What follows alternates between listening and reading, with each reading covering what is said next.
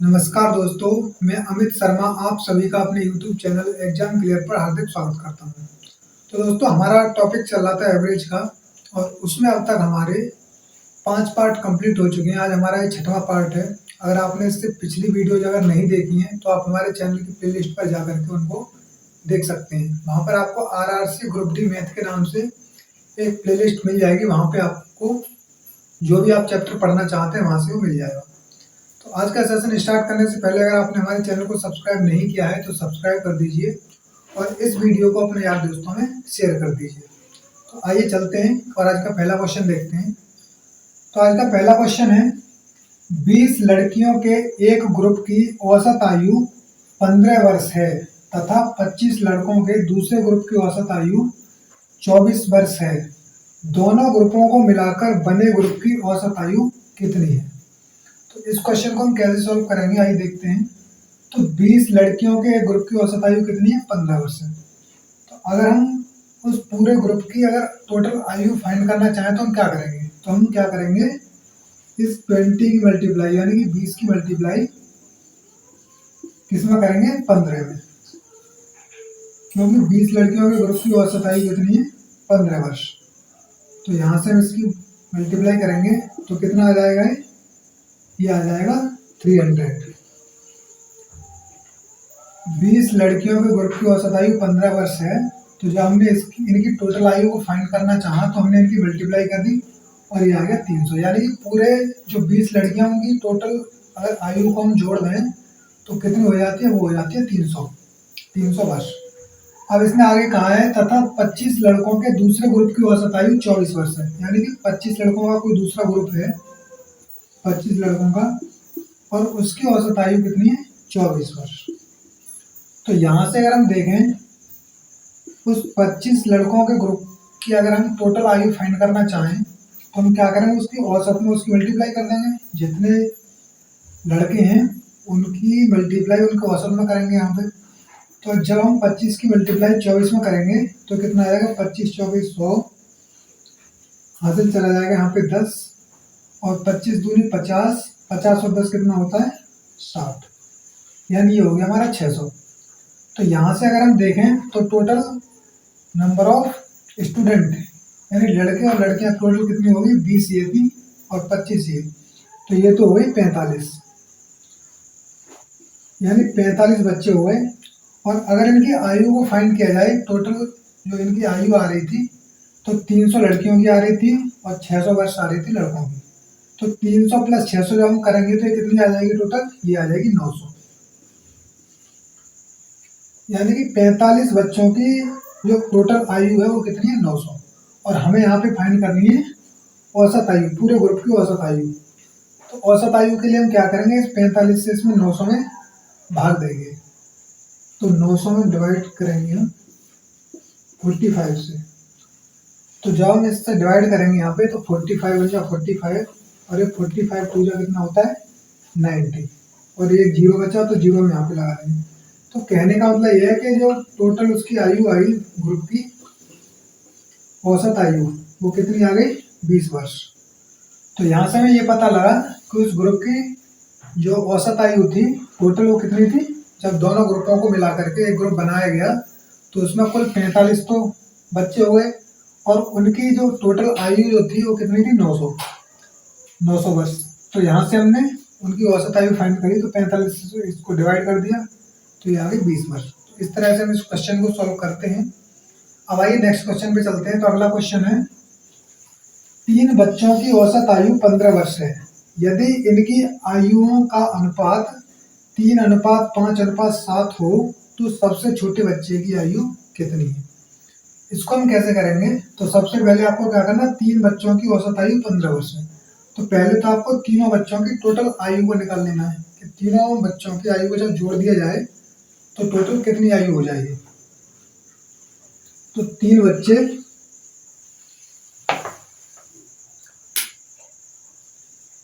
बच्चे हैं और उनकी औसत आयु कितनी है? 15 वर्ष। तो जब हम इसमें मल्टीप्लाई करेंगे तो कितनी हो जाएगी? 15 3 जा 45 यानी कि 45 वर्ष। तो 3 बच्चों की औसत आयु यानी तीनों बच्चों की अगर आयु को जोड़ दिया जाए तो टोटल आयु कितनी हो जाती है? 45 वर्ष। अब इसने कहा यदि इनकी आयुओं का अनुपात 3:5:7 हो, यानी कि इनकी आयु का अनुपात हम मान लेते हैं 3 बच्चे हैं ए बी सी, यानी कि ए बी और सी, और इनकी आयु का अनुपात 3:5:7 यानी 3:5:7। अगर हम इसी को एक्चुअल एज मान लें कि ए की आयु 3 वर्ष है, बी की आयु 5 वर्ष है और सी की आयु 7 वर्ष है, अगर यही एक्चुअल आयु अगर रही होती तो इन तीनों की आयु कितनी हो जाती? 7 और 5 12, 12 और 3 15, यानी इनकी आयु का योग कितना हो जाता? 15 वर्ष। लेकिन क्वेश्चन के अनुसार आयु कितनी है? 45 वर्ष। तीनों की टोटल आयु कितनी है? 45 वर्ष। तो क्वेश्चन ये कह रहा है कि 15 वर्ष नहीं है 45 वर्ष है, जो कि इसका कितने गुना है? 3 गुना ज़्यादा।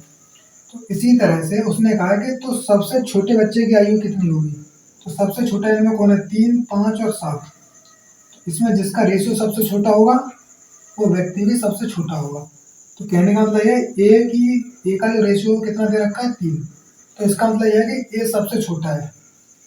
तो इसकी जब हम आयु फाइंड करना चाहेंगे तो जब ये टोटल आयु 15 ना होकर के 45 है, यानी इसका 3 गुना है, तो इसकी ए की भी आयु 3 ना होकर के इससे 3 गुना ज़्यादा, यानी कि कहीं ना कहीं 9 वर्ष रही होगी। और ये आ गया इसका आंसर। तो इस तरह से हम इन क्वेश्चंस को सॉल्व करते हैं और आशा करता हूँ ये दोनों क्वेश्चन आपके समझ में आ गए होंगे। सिंपल क्वेश्चन थे, सिर्फ आपको समझना था। तो अब आइए अपने नेक्स्ट क्वेश्चन पे चलते हैं। तो आइए दोस्तों, हमारा अगला क्वेश्चन है, किसी कक्षा के लड़कों के औसत प्राप्तांक 40 अंक हैं तथा लड़कियों के औसत प्राप्तांक 33 अंक हैं तथा पूरी कक्षा का औसत 37 अंक है, तो कक्षा में लड़कों तथा लड़कियों का अनुपात क्या होगा? ये क्वेश्चन है। और ये जो क्वेश्चन है ये पिछले क्वेश्चनों से डिफरेंट है थोड़ा सा, तो इसको ठीक से समझिएगा और अच्छा क्वेश्चन है। और इस क्वेश्चन को करने के लिए हम क्या करते हैं? एलिगेशन मेथड लगाते हैं। एलिगेशन मेथड क्या होता है कि जो भी पूरी क्लास का जो औसत होता है उसको हम क्या करते हैं? क्रॉस में घटाते हैं।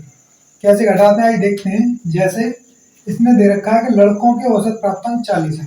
लड़कों के कितने? यहाँ पे लिख लेते हैं, एक तरफ हम बॉय और दूसरी तरफ लिख लेते हैं गर्ल, यानी गर्ल।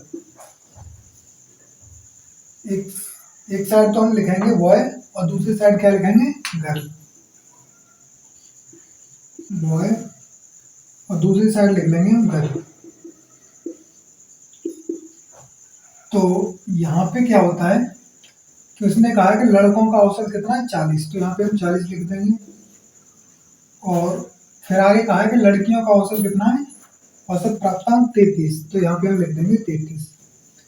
फिर इसने लिखा है ये तो लड़कों का औसत हो गया, ये हो गया लड़कियों का। फिर कहा तथा पूरी कक्षा का औसत 37 अंक है। तो पूरी कक्षा क्या है? 37। तो इसको हम लिख देंगे बीच में। अब इसको मैंने आपको बताया था क्रॉस में घटाते हैं इस तरह से। ये होता है हमारा एलिगेशन मेथड। एलिगेशन मेथड कहता है कि इसको हम क्रॉस में घटाते हैं। तो यहाँ पे इसमें एक चीज और आपको देखनी है कि ये जो बीच वाली संख्या होती है ये एक संख्या से तो बड़ी होती है और दूसरी से छोटी होती है। ये सदैव होता है इसमें एलिगेशन मेथड में। तो यहाँ से 40 में से अगर हम 37 को घटाएंगे तो कितना आएगा? ये आ जाएगा 3। और इधर अगर 33 घटाएंगे हम, 37 में से 33 घटाएंगे तो कितना आ जाएगा? 4। यहाँ पे संख्या माइनस में नहीं आती है, ये आपको ध्यान रखना है। तो जो बड़ी संख्या होती है उसमें से हमें छोटी संख्या को घटाना होता है क्रॉस में। तो 40 में से 37 को घटाए तो 3 बचा, और यहाँ पे 37 में से 33 को घटाए तो क्या बचा है? 4। अब आपको क्या करना है? ये आ गया हमारा रेशियो 4:3। अगर ये संख्याएं आपस में कट जाती तो जो भी आगे संख्या आती वो इसका रेशियो हो जाती। लेकिन अब लड़कों का रेशियो, लड़कों की संख्या आ गई 4 और लड़कियों की आ गई 3। तो यहाँ से अगर हम इनका रेशियो फाइंड करना चाहें तो ये हो जाएगा 4:3। 4:3, क्योंकि ये संख्या एक दूसरे से कट नहीं रही है, इस वजह से यही रेशियो हमारा होगा। और ये आ गया हमारा आंसर।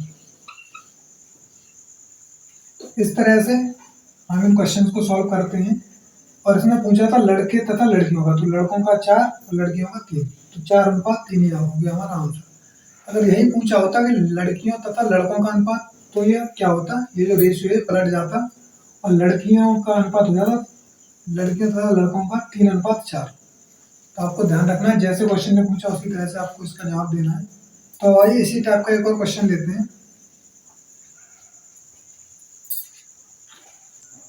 तो आइए दोस्तों हम अपने अगले क्वेश्चन पे चलते हैं। हमारा अगला क्वेश्चन है, किसी कक्षा के लड़कों की औसत आयु 35 वर्ष है तथा लड़कियों की औसत आयु 25 वर्ष है तथा पूरी कक्षा की औसत आयु 32 वर्ष है, तो कक्षा में लड़कियों तथा लड़कों का अनुपात क्या होगा। अच्छा क्वेश्चन है, पिछले क्वेश्चन जैसा ही सेम टू सेम। तो आइए देखते हैं इसको कैसे करेंगे। पहले कहा है इसने लड़कों की औसत आयु, तो वो है, अगर हम बात करें बॉयज की, और एक साइड दिया है गर्ल्स की, गर्ल की। तो बॉयज की अगर हम बात करें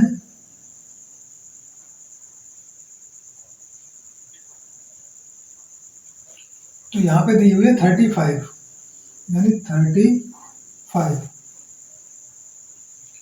और अगर गर्ल्स की बात करें हम तो इनकी दी हुई है 25। और अगर इन दोनों की औसत आयु देखें यहाँ पे तो ये दी हुई है 32। मैंने आपको बताया था लड़कों की औसत आयु अलग दी हुई है, लड़कियों की अलग दी हुई है और इन दोनों की अलग दी हुई है। तो जो दोनों की औसत आयु होती है उसको हम क्रॉस में घटाते हैं इनकी औसत आयु से। तो यहाँ पे 35 में से जब 32 को हटाएंगे तो कितना आ जाएगा, ये आ जाएगा 3। और यहाँ पे 32 में से जब हम 25 को हटाएंगे तो ये आ जाएगा 7। कितना आ जाएगा, ये आ जाएगा 7। और ये कितना है हमारा, ये है 3 आ जाएगा। तो ये आ गया 7:3 और ये आ गया हमारा रेशियो। अगर यहाँ पे संख्या आपस में कट रही होती तो हम काट देते, लेकिन यहाँ पे संख्या कट नहीं रही है तो इस वजह से ये रेशियो हमारा आ गया 7:3। लेकिन 7:3 क्या है, यह है लड़कों और लड़कियों का, बॉयज और गर्ल्स का, क्योंकि इसने पूछा है कि गर्ल्स और बॉयज का, यानी उल्टा पूछा है इसने। तो ये हमारा हो जाएगा 7:3 ना होकर के 3:7। कितना हो जाएगा, ये हो जाएगा 3:7। 3:7 और ये आ गया हमारा आंसर। तो यहाँ पे ये हो गया बॉयज का यानी लड़कियों का, यानी गर्ल्स का, और ये हो गया बॉय का।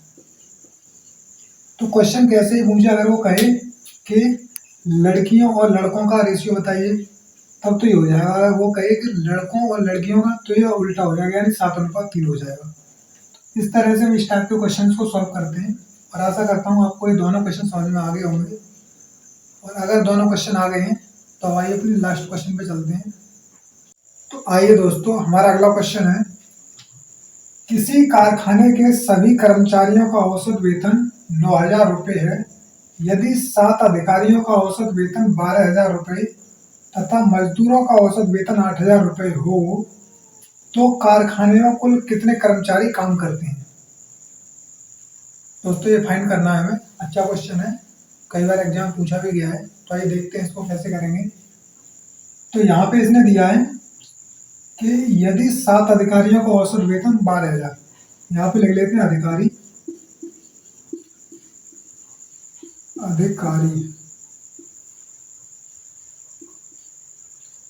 तो इनका दिया है कितना, 12,000।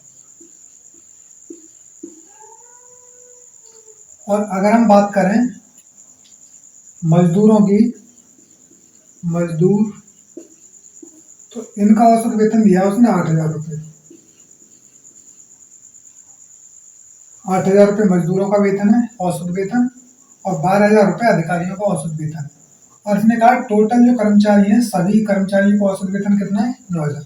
आपको एक चीज सदैव ध्यान रखनी है कि जो भी सभी का औसत वेतन होगा या औसत आयु होगी या औसत प्राप्तांक होंगे उनको सदैव आपको बीच में लिखना होगा।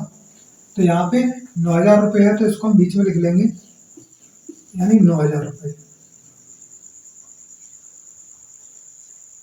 तो इस तरह से हम लिख लेते हैं इसको।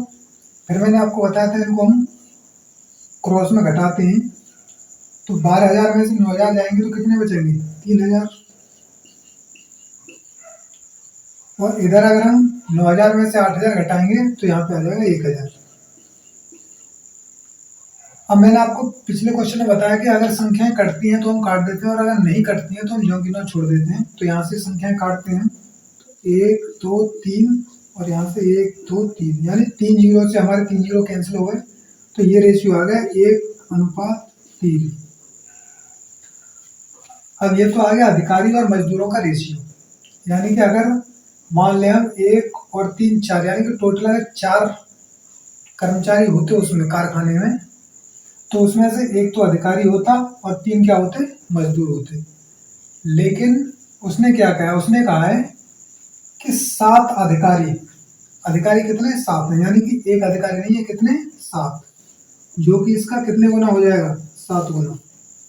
एक का 7 गुना ही तो 7 होता है। तो इसी तरह से जो मजदूर हैं वो भी 3 ना होकर के इससे 7 गुना ज्यादा, यानी कि 21 हो जाएंगे। ये चीज मैंने आपको पहले ही पढ़ाई थी कि अगर ये संख्या इसकी 7 गुना है तो ये भी इसका 7 गुना होगा।